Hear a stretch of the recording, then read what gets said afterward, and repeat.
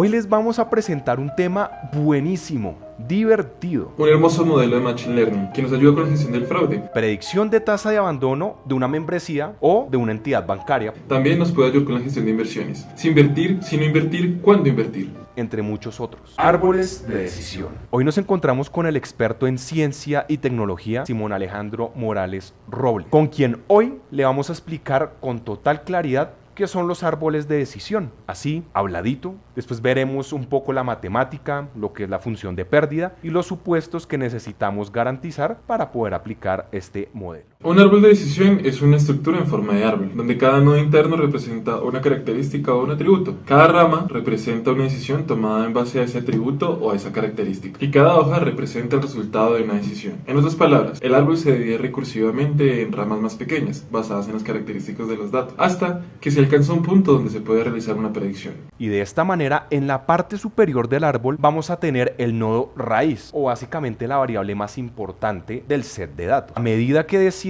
va tomando decisiones partiendo de las características de los datos y lo que fue procesando matemáticamente para decidir cuáles son las variables y los parámetros que le van a permitir ese flujo lógico para clasificar o para obtener un valor de regresión. Y no se le olvide que el código en Python para hacer un árbol de decisión también está en este mismo canal.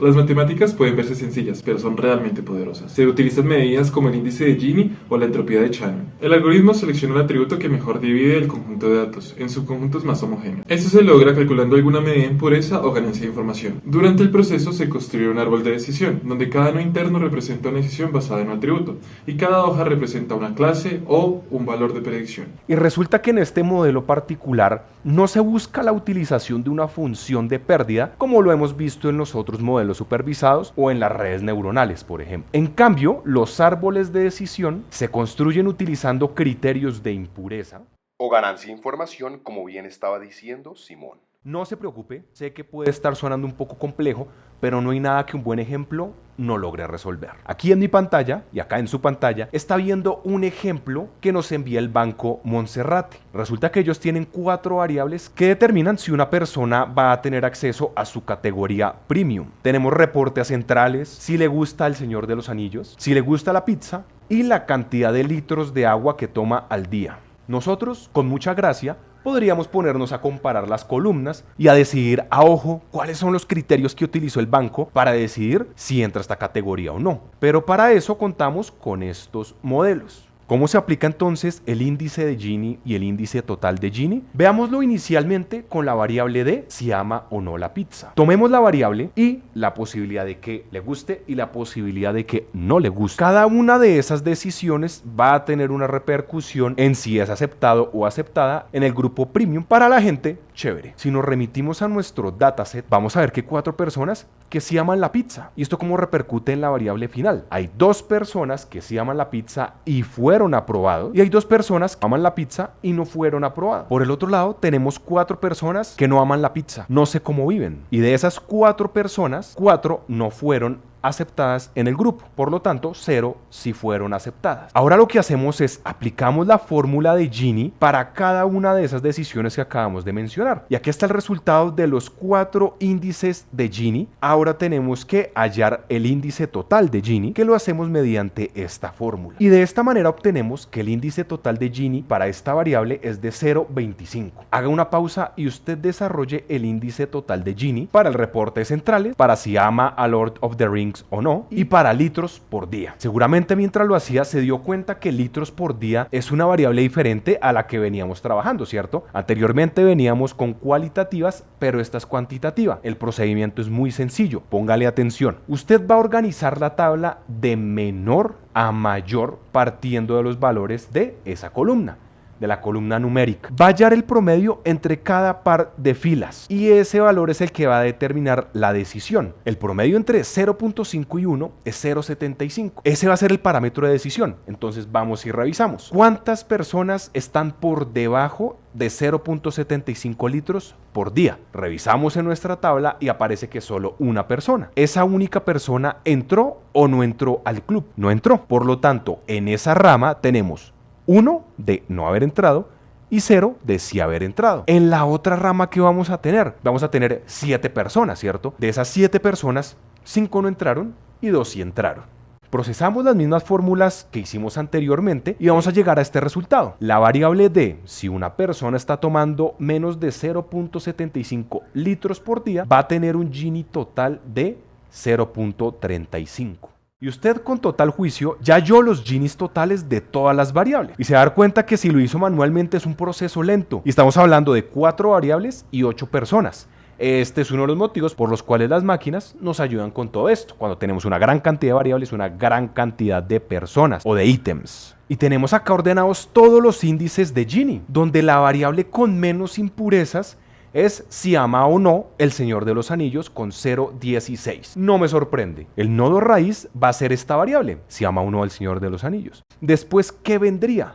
La siguiente variable con el índice de Gini más bajo, seguido de 2 variables, si le gusta la pizza o si está consumiendo menos de 1.75 litros por día. Dado que tenemos el mismo resultado, podemos poner cualquiera en ese orden de prioridad. Pondríamos una primero que la otra y no tendríamos ningún problema. Como se puede dar cuenta, acá ya tenemos un árbol. Un punto muy importante que tiene que tener en cuenta es, si seguimos añadiendo ramas a nuestro árbol, vamos a llegar al temido overfitting o sobreajuste, el término que venimos hablando ya en clips pasados, sobre el problema de la generalización. Si nosotros permitimos que nuestro árbol llegue a la última de las variables, no vamos a poder generalizar bien el enigma, el fenómeno. Entonces, por este motivo, vamos a ver que los árboles normalmente no son tan profundos en cuanto a la cantidad de variables, sino que van a decidir realmente cuáles son esas esenciales o claves para obtener el resultado de la variable de respuesta. Y por esto, una de las técnicas más usadas es podar. Después de la construcción del árbol se puede realizar un proceso de poda para evitar el sobreajuste y para mejorar la generalización del modelo. Que es tal cual como tener el árbol y podarlo. No lo voy a hacer con mi chamizo. Lo quiero mucho. Los árboles de decisión tienen pocos supuestos rígidos. Es importante tener en cuenta sus limitaciones y sus fortalezas, sobre todo a la hora de aplicarlos en problemas específicos del aprendizaje automático. Aunque los árboles de decisión son flexibles por un lado y robustos por otro, es importante tener en cuenta sus desventajas. Por ejemplo, los árboles de decisión tienen una tendencia al sobreajuste, especialmente en conjuntos de datos ruidosos y de alta dimensionalidad. Además, los árboles de decisión tienden a ser menos interpretables a medida que crecen en tamaño o complejidad. Separabilidad lineal. A diferencia de los modelos lineales, los árboles de decisión no requieren una relación de linealidad entre las variables predictoras y las variables objetivo. Esto los puede hacer adecuados para una amplia variedad de conjuntos de datos donde las relaciones pueden ser no lineales. Son modelos no paramétricos, lo que significa que no hacen suposiciones específicas sobre la distribución de los datos. Esto los hace flexibles y capaces de capturar relaciones complejas entre las características y las variables objetivo. Independencia de características. Los árboles de decisión no requieren que las características sean independientes entre sí. Pueden manejar relaciones complejas e incluso dependencias con las variables de entrada. Los árboles de decisión pueden manejar conjuntos de datos con valores faltantes, sin necesidad de imputación previa. Simplemente trata los valores faltantes como una categoría adicional durante la construcción del árbol. Como último punto fundamental que debemos tener en cuenta es si la variable de respuesta está balanceada o no está balanceada. Como vemos en nuestro ejemplo del Banco Monserrate, vemos que la variable de respuesta no está balanceada porque tenemos una mayor predominancia de los no sobre los sí. Y la forma de mitigar esto es, o bien podemos obtener más datos, dar más datos para ampliar la cantidad de registros de muestra, o rebalanceo de clases, que significa vamos a partir o a segmentar nuestro dataset para intentar balancear esa variable de respuesta. Esperamos les haya gustado mucho el videoclip y que haya aprendido bastante. Recuerde pasar por el video tutorial de Scred en el canal y quede atento para una próxima píldora de conocimiento.